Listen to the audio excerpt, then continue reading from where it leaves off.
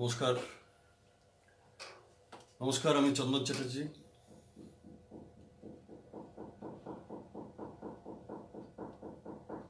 বিগত বেশ কিছুদিন শারীরিক অসুস্থতায় ছিলাম।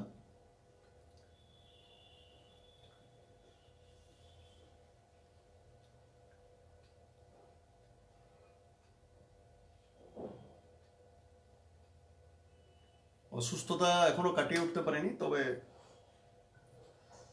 চেষ্টা করছি।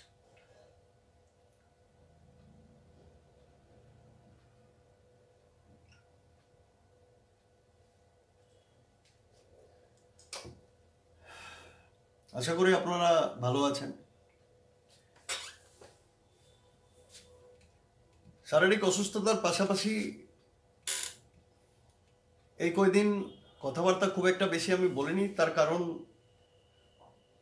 আমরা একটা ট্রমাটাইজড সিচুয়েশনে ছিলাম। আপনারা জানেন, ত্রিপুরার কাঞ্চনপুরে একটা আন্দোলন চলছিল। সেই আন্দোলনে আমাদের এক ভাই শহীদ হয়েছেন, শহীদ শ্রীকান্ত। হয়তো আপনাকে, আমাকে, আমাদের সকলকে চোখে আঙুল দিয়ে রাস্তাটা দেখিয়ে দিয়ে গেছে। লড়াইটা সে সামনে থেকে লড়েছিল। আমরা তাকে হারিয়েছি।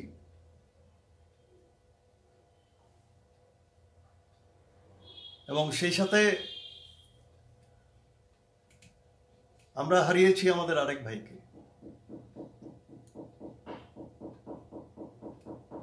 বিশ্বজিৎ দেববর্মাকেও হারিয়েছি।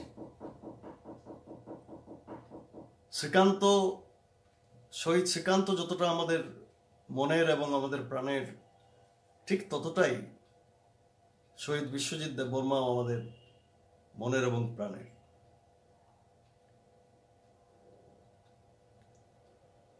আমি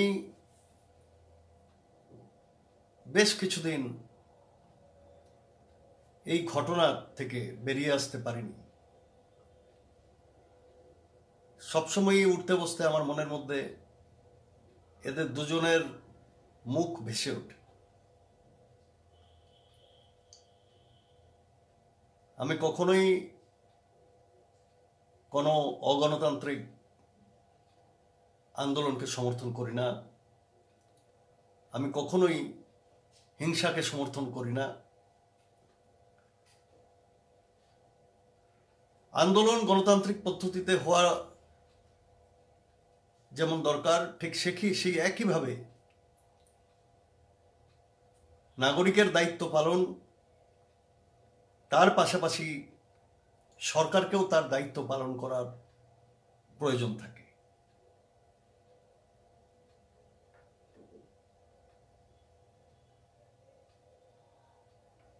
আমি বাকরুদ্ধ এবং আমি এখনো, আমার কাছে এমন কোনো ভাষা নেই যে ভাষা প্রকাশ করে আমি এই দুই মৃত্যুর এবং তার পরিবারকে সমবেদনা জানাতে পারি। ভাষা নেই। এই দুটো পরিবার তাদের দুজন নিজের কাছের মানুষকে হারিয়েছে।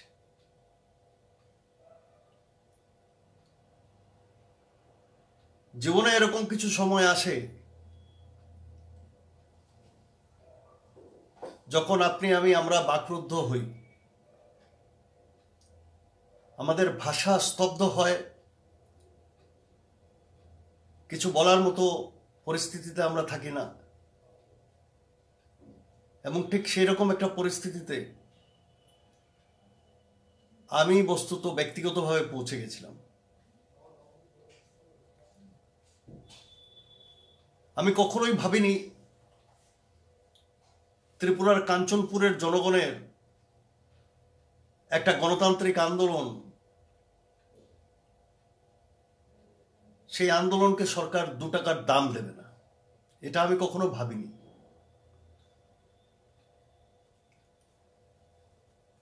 আমরা বাইরে থেকে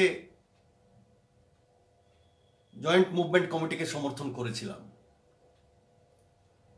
আমি শুরু থেকে কাঞ্চনপুরের নাগরিক সুরক্ষা মঞ্চকে, তাদের গণতান্ত্রিক আন্দোলনকে সমর্থন করে এসেছি।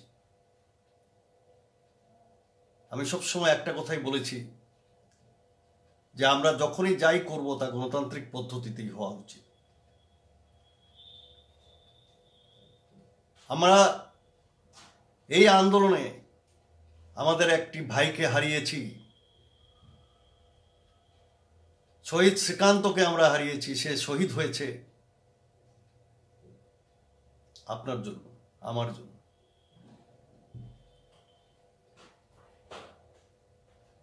আমাদের আরেক ভাই এই মুহূর্তে কলকাতার আর.এন. ট্যাগর হাসপাতালে চিকিৎসাধীন। সে তার একটা পা হারিয়েছে।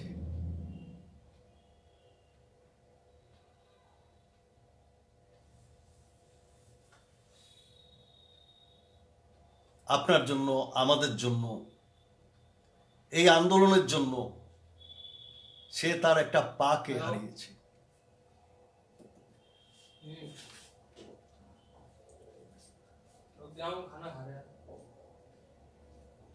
সে এই মুহূর্তে কলকাতার আর.এন. ট্যাগর হাসপাতালে পড়ে আছে। আমাদের আরেক ভাই আগরতলার মেডিকেল হাসপাতালে পড়ে আছে, চিকিৎসার অপেক্ষায়। তার অপারেশন হয়নি এখনো। সে এখনো অপেক্ষায় আছে তার কবে অপারেশন হবে।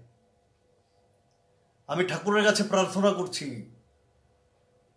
যাতে তার সাথেও এরকম যেন কিছু না হয়, সে যেন সুস্থ হয়ে বাড়ি ফেরে। তার পরিবারের লোকেরা তার দিকে তাকিয়ে আছে। ত্রিপুরার সরকারের কাছে অনুরোধ, সেই ছেলেটির অপারেশনের ব্যবস্থা দ্রুত করুন। আর যদি ত্রিপুরার মেডিকেল ফ্যাসিলিটি তার অপারেশনের করার মতো পজিশনে না থাকে, তাহলে তাকে বাইরে পাঠিয়ে দেওয়া হোক, দেরি না করে। কারণ আমাদের যে ভাইকে আমরা আর.এন. ট্যাগর হাসপাতালে পেয়েছি, এই মুহূর্তে আর.এন. ট্যাগর হাসপাতালে যাকে পেয়েছি, তার একটা পা হারিয়েছে। সেখানে ডাক্তার বলেছে যদি 2 দিন আগে আসতো তাহলে হয়তো তার পাটা বাঁচানো যেত।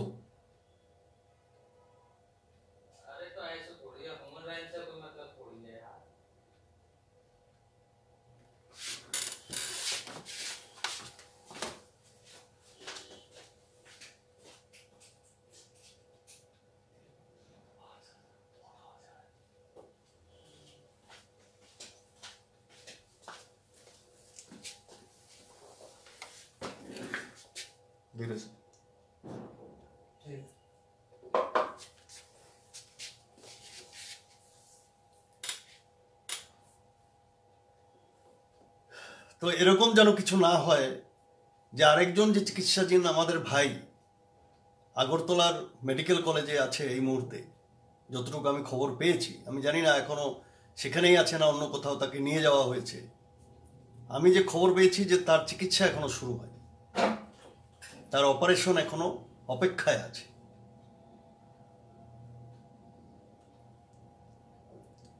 দয়া করে ত্রিপুরার সরকার যেন তাকে অতি সত্বর তার দিকে দৃষ্টি দেয়, তাকেও যেন কোনো রকম অঙ্গহানি সম্মুখীন এই ভাইকে হতে না হয়।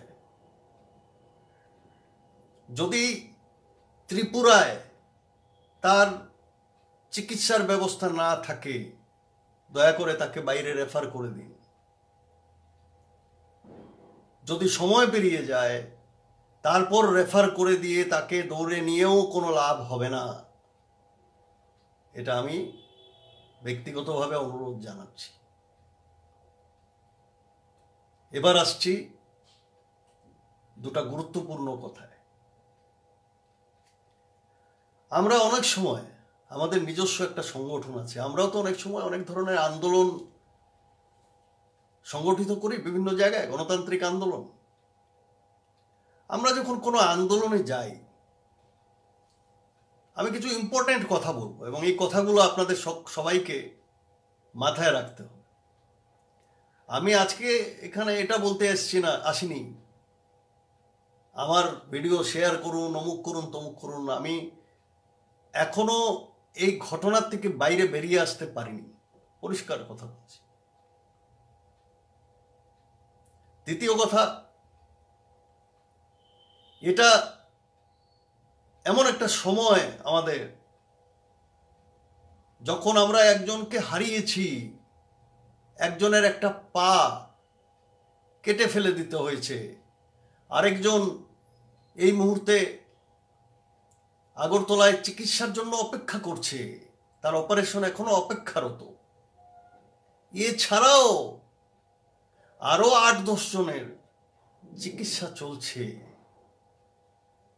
এরকম সময় আমি ফেসবুকের লাইভে এসে জ্ঞান দেব এবং এমন সময় এসে আমি গরম গরম কথা দেব, বক্তৃতা দেব এবং গরম গরম কথা বলবো, এটা এই সময় নয়। এটা সবাইকে বোঝার দরকার আছে। আমাকে অনেকে লাগাতার মেসেজ করে যাচ্ছেন হোয়াটসঅ্যাপে, ফেসবুক মেসেঞ্জারে, যে দাদা আপনি কিছু বলছেন না, আপনি কিছু বলছেন। একটা গণতান্ত্রিক আন্দোলনে একটা মৃত্যু হয়েছে, 2টো মৃত্যু হয়েছে, এবং তারপর একটা মৃত্যুকে কেন্দ্র করে কিছু দুষ্ট চক্র এটাকে কমিউনাল কালার দেওয়ার চেষ্টা করছে। ওই সময় প্রত্যেকটি মানুষের উচিত নিম্নতম সাধারণ জ্ঞান রাখা, ন্যূনতম সাধারণ জ্ঞান তাদের মধ্যে থাকা উচিত। যদি যে কেউ, আমি বলে নই, যাদের সমাজের সংগঠনকে লিড করছে, সামাজিক সংগঠন হোক বা রাজনৈতিক সংগঠন হোক, তাদের ন্যূনতম সামাজিক দায়বদ্ধতা যদি থাকে, তাহলে এই সময়, এরকম একটা দুঃখের সময়, লাইভে এসে হম্বিতম্বি করা, লাইভে এসে বড় বড় জ্ঞান দেওয়া, বড় বড় কথা বলা, এছাড়াও অনেকে আছে যাদের কোনোদিন দেখা যায়নি, এসে বিশাল বিশাল সব কথা জ্ঞান চারদিকে বর্ষণ করা, এটা কি সেই সময়? এই সময় কি এসে কেউ বাজার গরম করবে? কারোর মা তার সন্তান হারিয়েছে, স্ত্রী তার স্বামীকে হারিয়েছে, বাচ্চারা তার বাবাকে হারিয়েছে, কতজন হাসপাতালে আছে। এই সময় সেই সমস্ত দুস্থ পরিবারের জন্য ভাবনা চিন্তা করা উচিত, যদি আপনি সত্যিকারের মানুষ হন।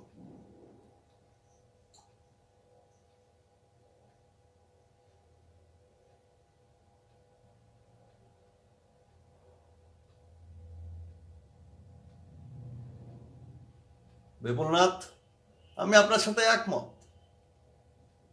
আর যে কোনো আন্দোলন, গণ আন্দোলন ছাড়া কোনো দাবি দাওয়া কখনো পূরণ হয় না।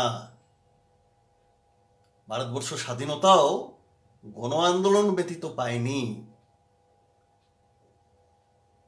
আজকে কিছু লোককে আমি ভিডিওতে এসে দেখতে পেলাম, ফেসবুকে এসে বলছে বা বিভিন্ন মিডিয়াতে বাইট দিচ্ছে বিভিন্ন নেতা, ত্রিপুরা, যে 4 দিন ধরে আন্দোলন হচ্ছে। আন্দোলন তো 4 দিন ধরে হচ্ছে না। আমি ত্রিপুরাতে গেছিলাম 23 জানুয়ারি 2020, সে তখন থেকে আন্দোলন চলছে এই বিষয় নিয়ে। অনেকে বলছেন কনফিউশন ক্রিয়েট হয়েছে, এরকম কোনো রিহ্যাবিলিটেশন চলছিল না বা এরকম কোনো প্ল্যান ছিল না। আমি খালি একটা প্রশ্ন আজকের এই দুঃখের সময় আমি খালি সরকারের কাছ থেকে জানতে চাই, যে গত প্রায় 7-8 মাসের মধ্যে একবার সরকারের কোনো প্রতিনিধি সময় পেল না যে নাগরিক সুরক্ষা মঞ্চ, মিজো কনভেনশন এবং জয়েন্ট অ্যাকশন কমিটি যেটা ওরা বানিয়েছে তাদের সাথে বসে আলোচনা করে তাদেরকে ক্লিয়ার কাট বলে দেওয়া যে আপনারা যেটা ভাবছেন সেরকম কিছু হচ্ছে না, এই এলাকায় সেইভাবে কোনো রকম রিহ্যাবিলিটেশন হচ্ছে না, বা হলে পরে এত সংখ্যায় হচ্ছে। হ্যাঁ গৌতম দাস, আমি ভালো আছি। গৌতম, আমি ভালো আছি, আশা করি তোমরাও কাঞ্চনপুরে ভালো আছো। সেইটা তো সরকার কর্তৃপক্ষ করেনি। সুতরাং এখানে যখন অনির্দিষ্ট কালের জন্য তারা মহকুমা বন্ধ দেয়, একদিন পেরিয়ে যায়, দ্বিতীয় দিন পেরিয়ে যায়, তৃতীয় দিন পেরিয়ে যায়, একটা নেতা মন্ত্রী কাউকে পাঠাতে পারলো না। ন্যাশনাল হাইওয়ে যখন বন্ধ করে, সুশান্ত আমি ভালো আছি, ন্যাশনাল হাইওয়ে যখন বন্ধ করার জন্য এরা গেছে, আমি জানতাম না। যাই হোক, আমার সাথে আলোচনা হয়নি, সেটা বড় কথা নয়। যারা আন্দোলন চালাচ্ছিল তারাই জানে, তারাই ঠিক করেছে সবকিছু, তারাই যেটা ভালো বুঝেছে তারা করেছে। ন্যাশনাল হাইওয়ে যখন জয়েন্ট মুভমেন্ট কমিটি বন্ধ করে, তখন কি সরকারের তরফ থেকে কোনো মন্ত্রী বা কোনো নেতা বা কোনো শাসক দলের কেউ বা অ্যাডমিনিস্ট্রেশন থেকে কেউ গিয়ে তাদের সাথে সঙ্গে সঙ্গে গিয়ে যদি নেতৃবৃন্দের সাথে কথা বলতো, তাহলে কি এরকম একটা ঘটনা এড়ানো যেত না? আমি এই প্রশ্ন কি করব না? আমি কেন করছি আজকে এই প্রশ্ন? তার কারণ হচ্ছে, আজকের থেকে ঠিক 2 দিন আগে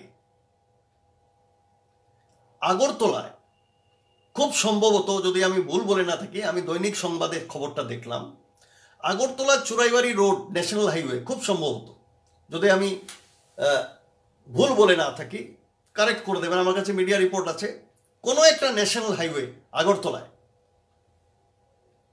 আগরতলার কোনো একটা ন্যাশনাল হাইওয়ে বন্ধ করেছিল। ওটাও ন্যাশনাল হাইওয়ে ব্লক করা হয়েছিল, এবং সেটা করেছিল ভারতীয় জনতা পার্টির কোনো শাখা সংগঠন অথবা মানে তাদেরই লাইনের কোনো সংগঠন। এই ঘটনার পরে, পানিসাগরের ঘটনার পরের ঘটনা, এই 1 দিন 2 দিন বা 3 দিন আগের ঘটনা, এবং সেখানে একজন মন্ত্রী সেই ন্যাশনাল হাইওয়ে বন্ধ হওয়ার সাথে সাথে সেখানে ছুটে গেছেন, তাদের সাথে কথা বলেছেন। এবং ঘটনা কি ছিল? লাভ জেহাদের বিরুদ্ধে সেখানে ন্যাশনাল হাইওয়ে বন্ধ করা হয়েছিল। লাভ জেহাদের বিরুদ্ধে, বলুন, কোনো অসুবিধা নেই, আপনারা লাভ জেহাদের বিরুদ্ধে আন্দোলন করছেন, আমার কোনো বক্তব্য নেই ওখানে। আমি এটাও বলতে চাই না যে এটা ভালো, এটা খারাপ, এগুলো নিয়ে আমার কোনো বক্তব্য নেই। আমার বক্তব্য হচ্ছে, সেখানে যখন আন্দোলনকারীরা রাস্তায় নেমেছিল, ভারতীয় জনতা পার্টির ত্রিপুরা সরকারের একজন মন্ত্রী 1 ঘন্টার মধ্যে সেখানে গিয়ে তাদের সাথে কথা বলে যদি সেই আন্দোলন উগ্র করে দিতে পারত তাদের কথাবার্তা বলে, তাহলে পানিসাগরের ক্ষেত্রে এই ঘটনা কেন ঘটল না?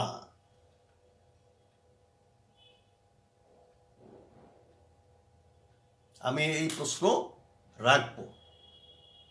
আর পানিসাগরের আগে 4-5 দিন ধরে যখন কাঞ্চনপুর মহকুমা বন্ধ চলছে, তখন তাদের সাথে সরকার কেন কোনো ধরনের কথা বলে ওখানেই, যদি সবাই বলছে এখন শাসক দলের অনেকেই এসে বিবৃতি দিচ্ছেন যে এরকম কোনো প্ল্যান নাই, কোথার থেকে নাকি ভুয়ো খবর চলেছে, ঠিক আছে মেনে নিলাম, তাহলে এই যে ভুয়ো খবর চলছে, সেই ভুয়ো খবরের বিপরীতে যে সত্যি খবরটা, সেটা তো তাদের কাছে আপনারা পৌঁছে দিতে পারতেন।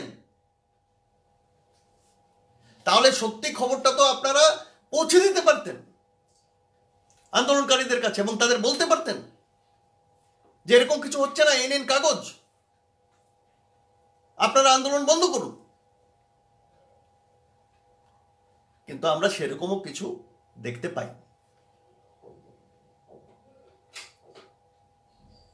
এরপর বেশ কিছুদিন পেরিয়ে গেছে, ছোট ছোট নানান ঘটনা দেখতে পাচ্ছি, এবং একটি সাংঘাতিক ঘটনা, লিটন নাথ, তাকে অপহৃত হতে হয়েছে, তাকে অপহরণ করে নিয়ে গেছে। এবং ত্রিপুরার পুলিশের কাউকে, আমি একটা শ্যামলী নিউজ বলে একটি পোর্টালের নিউজ পোর্টাল আছে বোধহয়, সেখানে আমি দেখলাম বলতে যে আমাদেরও জানের প্রাণের আছে, আমরা প্রাণ নিয়ে কেন যাব ওকে খুঁজতে। আমি আশ্চর্য হয়ে যাই এগুলো দেখলে। এখন এমনি একটা শোকের পরিবেশ, তার মধ্যে একটি ছেলে অপহৃত হয়েছে, এবং এই ধরনের স্টেটমেন্ট যারা রক্ষা করবে তাদের কাছ থেকে, এটাকে রাজ্যবাসী বা দেশের মানুষ এগুলো আশা করে? কোথায় ভরসা দেবে যে না আমরা আছি, চিন্তা করবেন না, আমরা উদ্ধার করব? এখন পর্যন্ত তাকে উদ্ধার করা যায়নি। কে বা কারা তাকে অপহরণ করেছে? তার থেকেও বড় প্রশ্ন, আজকে আরেকটি ভিডিও দেখলাম ত্রিপুরা ইনফোতে, সেখানে অপহৃত লিটন নাথের যে স্ত্রী, সে সাংঘাতিক অভিযোগ করছে।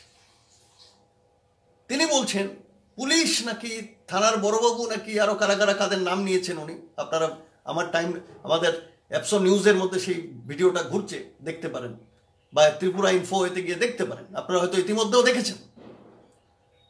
সে বলছে তাকে নাকি ধমকাচ্ছে, চমকাচ্ছে,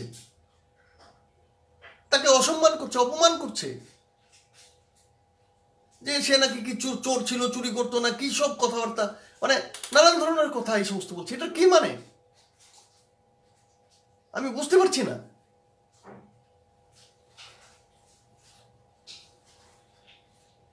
কার্তিক রায় আমি জানি,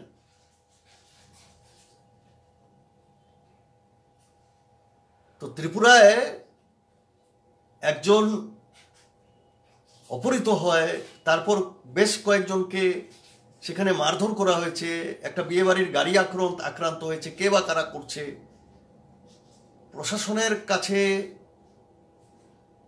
অনুরোধ করব না, প্রশাসনের উচিত তার নাগরিকের নিরাপত্তা ব্যবস্থা সুনিশ্চিত করা, সে যেই হোক। এবং এই সমস্ত যে সমস্ত ঘটনা ত্রিপুরায় ঘটছে, এগুলো যেন আগামীতে বাড়তে না পারে, সেটাকে সুনিশ্চিত করতে হবে সরকারকে। আমি আজকেও আসতে চাইনি লাইভে, কিন্তু অনেককে অনেক কিছু উল্টোপাল্টা কথা বলতে দেখলাম, সেই জন্য আমি এসছি, বাধ্য হয়ে এসছি। আমি এখনো